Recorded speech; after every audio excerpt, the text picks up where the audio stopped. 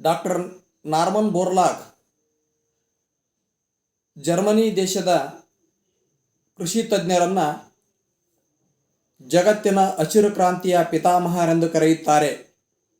1960ರಲ್ಲಿ ಪ್ರಪ್ರಥಮವಾಗಿ ಮೆಕ್ಸಿಕೋ ಮತ್ತು ತೈವಾನ್ ದೇಶಗಳಲ್ಲಿ ಗೋಧಿ ಬೆಳೆಯಲ್ಲಿ ಕ್ರಾಂತಿಕಾರಕ ಬದಲಾವಣೆಗಳನ್ನು ಸುಧಾರಿತ ತಳಿಯ ಬೀಜಗಳನ್ನು ಅನ್ವೇಷಣೆ ಮಾಡುವುದರ ಮುಖಾಂತರವಾಗಿ ಜಾರಿಗೆ ತಂದಿದ್ದಕ್ಕೋಸ್ಕರವಾಗಿ ಇವರನ್ನು ಹಸಿರು ಕ್ರಾಂತಿಯ ಪಿತಾಮಹ ಎಂದು ಕರೆಯಲಾಗುತ್ತದೆ.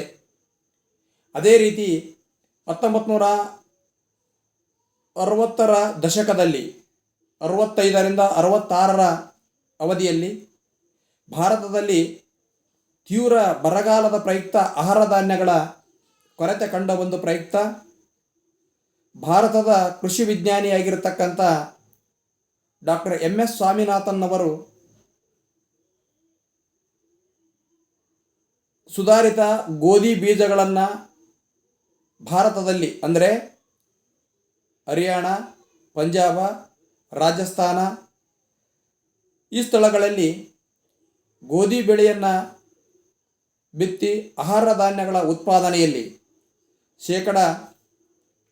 1967ರ ಸಂದರ್ಭದಲ್ಲಿ 74 ದಶಲಕ್ಷ ಟನ್ ಆಹಾರ ಧಾನ್ಯ ಉತ್ಪಾದನೆ ಇರತಕ್ಕಂಥದ್ದನ್ನು 1970ರ ವೇಳೆಗೆ 108 ದಶಲಕ್ಷ ಟನ್ ಆಹಾರ ಧಾನ್ಯಗಳ ಉತ್ಪಾದನೆಯನ್ನು ಮಾಡಿದ್ದಕ್ಕೋಸ್ಕರವಾಗಿ ಸ್ವಾಮಿನಾಥ್ ಅವರನ್ನು ಭಾರತದ ಹಸಿರು ಕ್ರಾಂತಿಯ ಪಿತಾಮಹ ಎಂದು ಕರೆಯಲಾಗುತ್ತದೆ. ಇವರು ಸುಧಾರಿತ ತಂತ್ರಜ್ಞಾನ ಮತ್ತು ಬೀಜ ಗೊಬ್ಬರಗಳನ್ನು ಬಳಸುವುದರ ಮುಖಾಂತರವಾಗಿ ಭಾರತದಲ್ಲಿ ಹಸಿರು ಕ್ರಾಂತಿಯ ಹರಿಕಾರರಾಗಿದ್ದಾರೆ.